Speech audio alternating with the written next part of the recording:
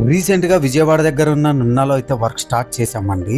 ఈ సైట్ వచ్చేసి మనకు యూట్యూబ్ ద్వారానే వచ్చింది. సార్ వాళ్ళు మనతో వర్క్ చేయించుకోవడానికి 2 మంత్స్ వెయిట్ చేసింటారు.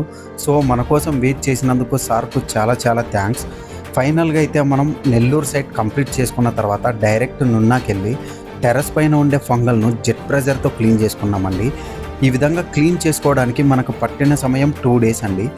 2 డేస్ అంటే వన్ డే నెక్స్ట్ డే ఈవినింగ్కి అయిపోయింది మనకు.